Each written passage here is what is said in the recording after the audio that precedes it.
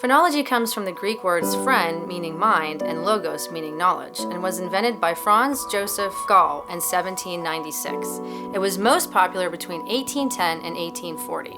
The pseudoscience of phrenology seeks to determine the strengths and weaknesses of a person's personality traits and characteristics based on the bumps and ridges of their skull. Phrenologists believed that the brain was made up of 27 different organs, and depending on how developed those 27 organs were, was how strong or weak your personality traits would be.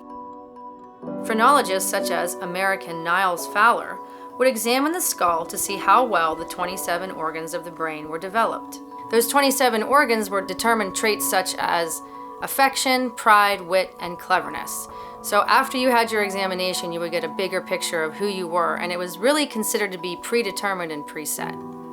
At the time, a person can make an appointment at a phrenology parlor and get their examination and their results in the same day. They would take those results and apply them to their lives with different life choices on relationships, maybe vocation, and other important life decisions. There are even records of employers requiring exam results at the time as a condition of employment.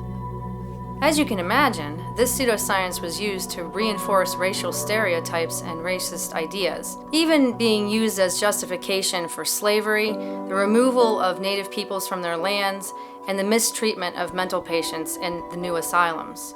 It was also the forerunner of the eugenics movement in the 1930s, even after it was discredited. The phrenology craze died down in the 1840s, but the interest in it did persist a little bit longer into the 20th century. And there was more interest in the 1930s with the invention of the automated phrenology machine, also known as the psychograph. Now, phrenology has a dark and fascinating history, and it can be said, like a lot of the pseudoscience at the time, that it did head us in the right direction with asking the right questions about why we do what we do and how we do what we do.